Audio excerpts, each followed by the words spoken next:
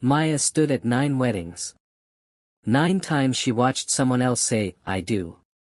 And every time, she asked the same question. God, why not me? Have you ever felt that? Like you're doing everything right. Praying, waiting, trusting. But your life just isn't moving. But what Maya didn't know was that one of those almost yes moments would have destroyed her life. The man she was about to marry, the man who looked perfect, was hiding something dangerous. And God stayed silent. Not because he wasn't listening, but because he was protecting her. So here's the question. What if the door you're begging God to open is the one that would break you? Today, we're diving into a story about why "not yet" might be the most powerful answer you'll ever receive. Maya Osei grew up in a small house with a loud family and a big faith. Her mother, Ruth, woke up at 5 every morning to pray. Maya could hear her through the thin wall. "Lord, protect my daughter. Guide her steps. And when the time is right, send her a good man." Maya grew up believing that prayer worked.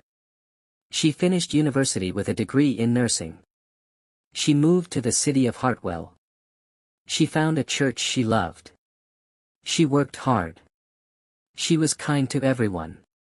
But by the time she was 26, every friend from university was married. Her cousin Joy had 2 children already. And Maya was still going to weddings alone, sitting in the back row, singing the worship songs with a smile that hid the ache inside. One Sunday, her pastor said something that stayed with her for years. He said, "Sometimes God's protection looks like silence. You don't hear yes. You don't hear no. You just hear, not yet." And not yet is still an answer. Maya wrote those words in her journal. She read them on hard nights. But reading them and believing them, that was not always the same thing. His name was Daniel Marsh. He walked into her church on a cold Tuesday evening during the midweek service. He was tall. He spoke quietly. He had a worn Bible in his hand and kind eyes. Maya noticed him the way you notice something that feels familiar, like a song you forgot you knew.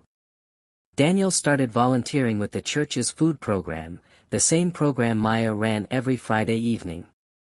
For 6 weeks, they packed boxes together. They talked about everything. Faith. Family. Dreams. He told her he wanted to build something that mattered. He told her he admired her dedication. He told her she was different from anyone he had ever met. By week 7, Maya was in love. She called her mother. "Mama, I think this is him." Ruth was quiet for a moment. Then she said, "Does your peace feel real, or does it feel like relief?" Maya did not understand the question. She said, "Both, I think." Ruth said, "Pray more. Wait a little longer." Maya laughed. "Mama, I am 27. I have been waiting." Ruth said nothing. But she added Daniel's name to her morning prayers. 3 months later, Daniel told Maya he loved her. He said he wanted a future with her. He asked her to trust him. And she did. But small things started to feel wrong. Nothing big. Nothing she could explain clearly. Daniel was sometimes away for days with no message. He changed the subject when she asked about his family. He had a second phone he said was for work. He had an answer for everything. Always calm, always convincing. Maya told herself she was imagining things. She told herself this was fear, not wisdom. She told herself that real love required trust. So she kept her doubts quiet and let them grow in the dark. The morning everything changed started like an ordinary Saturday. Maya was at the hospital finishing a night shift. A woman came in, early 30s, well-dressed, very still. Her name was Claire. She had come alone. She was trying not to cry. Maya was assigned to her. They sat together in a small room. And after a long silence, Claire said, I need to talk to someone who does not know him.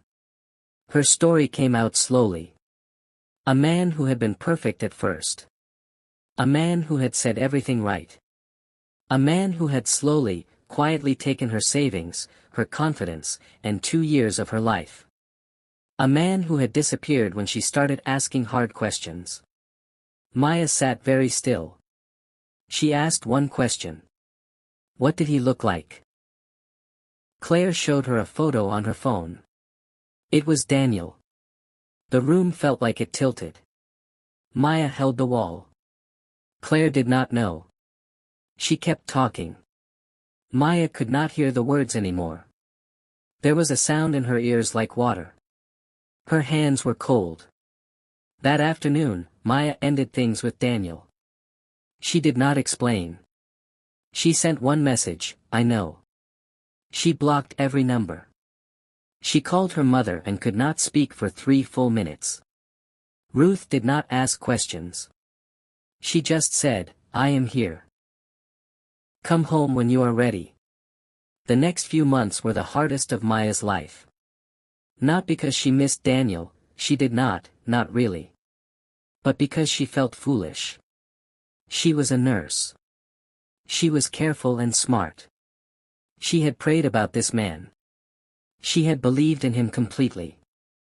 How had she missed it? She stopped going to the Friday food program. She went to church less. She prayed shorter prayers. She told God, I trusted you.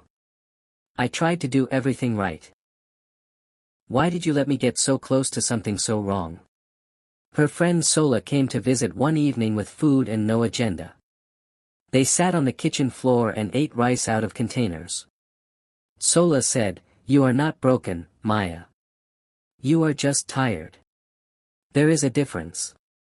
Maya said, I am 28 and I have nothing to show for the waiting. Sola said, that is not true. You are still standing. And some people don't get to say that. That night, Maya opened her journal to the page where she had written her pastor's words, not yet is still an answer. She stared at them for a long time.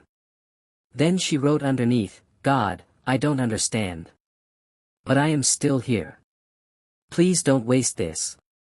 6 months later, the hospital's children's ward needed volunteers for a reading program on Saturday mornings. Maya signed up. Not because she felt ready. But because Sola told her that doing something small when your heart is heavy is one of the bravest things a person can do. The program coordinator was a quiet man named Thomas. He wore glasses. He always arrived first and left last. He brought handwritten name cards for every child. He remembered which books each child liked from the week before. Maya did not think about Thomas that way. Not at first. He was simply a good person doing a good thing, and she was grateful to work beside someone like that. But weeks passed. Then months. Thomas made her laugh without trying. He asked her real questions and listened to the whole answer. He told her about his own hard seasons, a year when he had almost quit everything, a time when he had prayed and heard only silence. He said, I stopped asking God to hurry. I started asking God to use the waiting. That was when things began to change. One Saturday in March, after the last child had gone home and they were putting books away, Thomas said, Maya, can I tell you something I have been wanting to say for a while? She turned around. He looked nervous. This was the first time she had ever seen Thomas look nervous. He said, I don't want to miss my chance and wonder for the rest of my life. I think you are remarkable. Not because you are kind or strong, though you are both. But because you are honest about your pain and you still choose to show up. I would like to know if there is a chance for something more. Maya did not say yes that day. She said, Give me 2 weeks to pray. Thomas nodded. He said, Take the time you need. I will still be here. Maya went home and prayed the way she had not prayed in over a year. Honest. Messy. Afraid. She told God everything she felt. The fear that she would be wrong again. The hope she was trying not to feel too fast. The tiredness of waiting and the terror of not waiting long enough. And in that quiet room, with her mother's voice in her memory saying not yet is still an answer, Maya felt something settle. Not excitement. Not relief. Something deeper and steadier than both. A peace that did not feel like her own. She called her mother. Ruth answered on the second ring. Maya said, "Mama, I think God finally said yes." Ruth was quiet for a moment. Then she started to cry. Not sad tears. The other kind. She said, "Baby, I have been praying for that man for 3 years. I did not know his name. But I prayed for him every morning. I prayed that God would protect him, prepare him, and bring him to you when you were both ready." Maya held the phone and cried too. 3 years. While she was doubting and grieving and asking God where he was, her mother was in a quiet room, praying for a man named Thomas who was putting name cards on children's chairs in a hospital corridor. A year after that Saturday in the children's ward, Thomas proposed. Simple. No big crowd. Just the two of them in the park near the hospital where they had both chosen to show up. At the wedding, Maya's pastor asked her to share a word. She stood up, looked at Thomas, looked at her mother in the front row, and said, "For years I thought God was slow. I thought the silence meant he wasn't listening. I walked close to a man who would have taken everything from me, and God closed that door so completely that I walked away without a scar. At the time, I called it heartbreak. Now I know what it really was." She paused. The room was still. It was a rescue. And the waiting that came after, the hard, quiet, confusing waiting, that was not punishment. That was preparation. God was not making me suffer.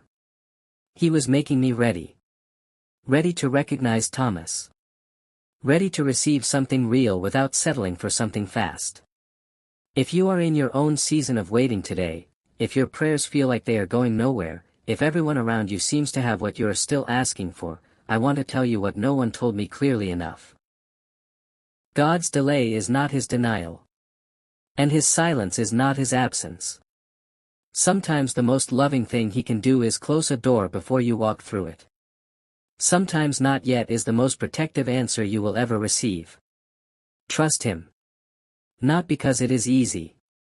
But because he can see the road ahead, and you cannot. "For I know the plans I have for you, declares the Lord, plans to prosper you and not to harm you, plans to give you hope and a future." Jeremiah 29 verse 11. And we know that in all things God works for the good of those who love him, who have been called according to his purpose. Romans 8 verse 28.